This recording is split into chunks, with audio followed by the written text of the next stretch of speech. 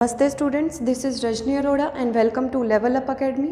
तो आज हम क्या करने वाले हैं, आज हम क्लास 8 की सिविक्स का चैप्टर 3 देखने वाले हैं और टाइटल है चैप्टर का why do we need a parliament. Actually part 1 हम इस चैप्टर का कर चुके हैं, आज हम पार्ट 2 स्टार्ट करने वाले हैं। ठीक है, पार्ट 1 में हमने ये कंप्लीट कर लिया था वाई शुड पीपल डिसाइड, और इसके बाद हम स्टार्ट कर रहे हैं यहाँ से। यस, चलिए ये देखिए, ये हमारा पार्लियामेंट है। ठीक है, इसके बारे में कुछ बातें बताई गई है, वो इम्पॉर्टेंट है, पहले देख लेते हैं। The parliament of India is the supreme law making institution. ये हम लोगों को मालूम है, जो पार्लियामेंट ऑफ इंडिया है उसको क्या बोला जाता है, संसद बोला जाता है। ठीक है, सुप्रीम लॉ मेकिंग इंस्टीट्यूशन है क्योंकि यहाँ पर जो लॉज हैं वो बनाए जाते हैं। 2 हाउसेज होते हैं, एक राज्यसभा और एक लोकसभा।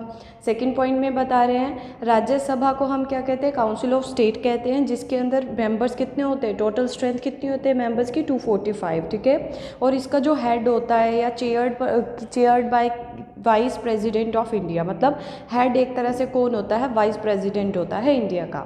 लोकसभा के बारे में देख लेते हैं। लोकसभा को हम हाउस ऑफ पीपल बोलते हैं। ठीक है, इसकी टोटल जो मेंबर्स होते हैं कितने होते हैं, 545 होते हैं, और इसका हेड कौन होता है, एक तरह से स्पीकर होता है। ठीक है, तो जैसे स्पीकर बोलता नहीं है, जैसे चुप हो जाइए, बैठ जाइए, बैठ जाइए, तो वही होता है लोकसभा का हेड। ठीक है, रोल ऑफ पार्लियामेंट अब देख लेते हैं। Created after, role of parliament बनाया गया जब हमें इंडिपेंडेंस मिली 1947 में, उसके बाद बनाया गया।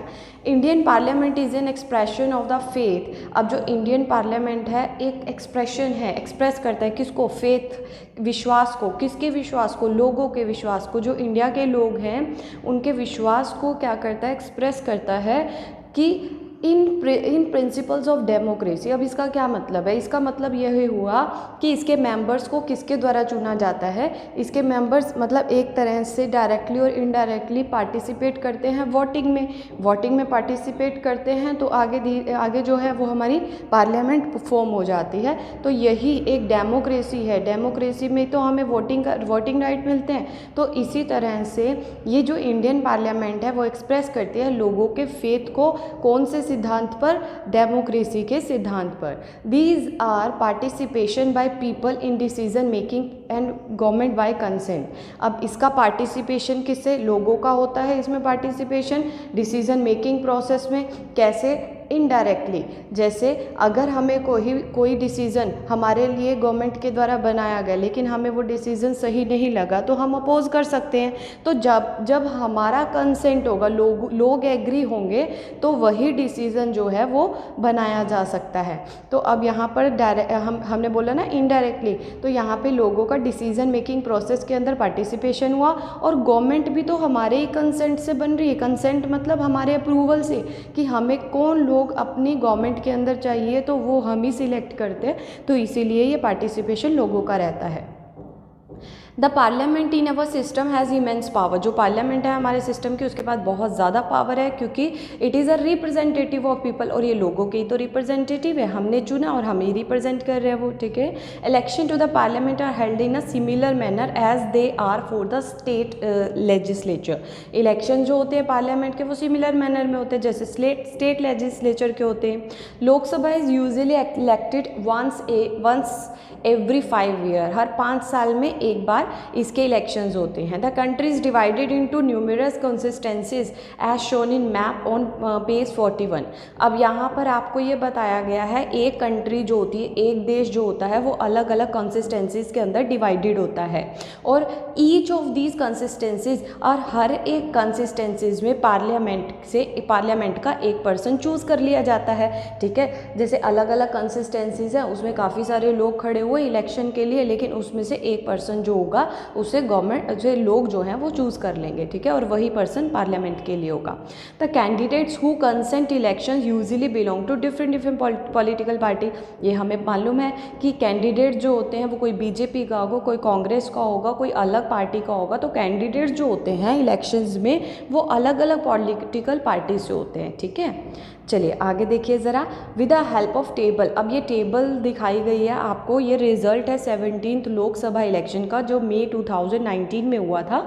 इसके अंदर देखो बताया गया है जो सबसे ज़्यादा वोट जिसको मिले थे वो भारतीय जनता पार्टी बीजेपी थी, जिसको कितने वोट मिले थे, 303 वोट मिले थे। और उसके बाद जो अपोजिट पार्टी थी, ऑपोजिशन पार्टी थी, वो थी इंडियन नेशनल कांग्रेस, जिससे कि 52। इसी तरह से देखो अलग अलग पार्टी से कोई DMK, AITC, तो ये सब अलग अलग पार्टी से लोग खड़े हुए, इनको जो वोट मिले उसके नंबर्स भी आपको सामने दिखाए गए हैं, ठीक है। तो एक्चुअली क्या होता है, टोटल सीट्स होती है हमारी 543 में से जिस पार्टी को 272 या उससे ज़्यादा वोट मिल जाते हैं वो अपनी गवर्नमेंट फॉर्म करती है। अब इसके बारे में मैं आगे बताती हूँ, फिलहाल आपको यहाँ पर ये बताना था कि इस तरह से अलग अलग पार्टी से लोग खड़े होते हैं और जिसको सबसे ज़्यादा वोट मिलते हैं वही हाईएस्ट रैंक होता है उसका, और वही पार्टी गवर्नमेंट फॉर्म करती है, ठीक है। चलिए आगे देखिए। Once elected then candidate become member of parliament. एक बार इलेक्ट होने के बाद जो कैंडिडेट्स हैं वो पार्लियामेंट के मेंबर बन जाते हैं। These MPs together make the parliament. अब यही MPs मिलकर क्या बनाते हैं, पार्लियामेंट बनाते हैं। Once election to the parliament have taken place the parliament needs to perform the following function. अब जब पार्लियामेंट बन गई हमारी, ठीक है, तो अब पार्लियामेंट को क्या क्या एक्शंस, क्या क्या फंक्शन करने पड़ते हैं, क्या क्या काम करने पड़ते हैं वो देख लेते हैं ज़रा, ठीक है। To select the national government, सबसे पहला काम यही होता है नेशनल गवर्नमेंट को सिलेक्ट करना।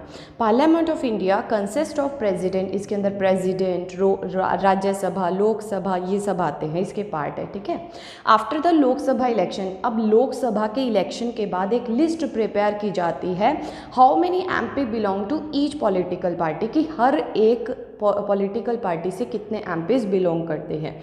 For a political party to form a government they must have a majority of elected MPs। अब देखो ज़रा यहाँ पर ये बताने की कोशिश कर रहे हैं 543 इलेक्टेड मेंबर्स होते हैं, ठीक है। इसके अंदर इसके बाद 2 एंग्लो इंडियंस होते हैं, ठीक है, जिनको लोकसभा के लिए नॉमिनेट किया जाता है, ठीक है। और जिस पार्टी के पास 272 सीट्स या फिर 272 से ज़्यादा सीट्स हो जाती है वही पार्टी जो होती है गवर्नमेंट बनाती है।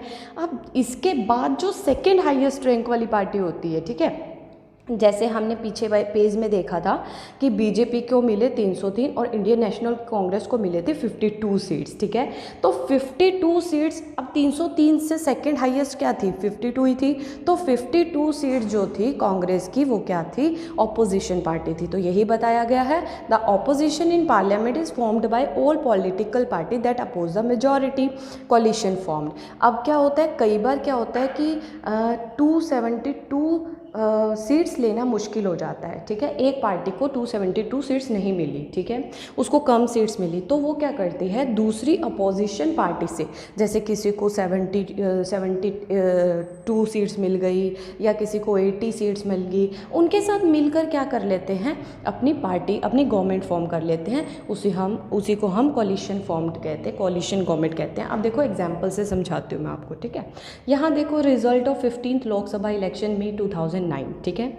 यहाँ पर क्या दिया गया है कि नेशनल पार्टीज कैसे फॉर्म हुई थी, कि बहुजन समाज पार्टी BSP, यहाँ पर 20 सीट्स इनकी थी, भारतीय जनता पार्टी की 116 सीट थी, ठीक है, कम्युनिस्ट पार्टी की 4 सीट थी।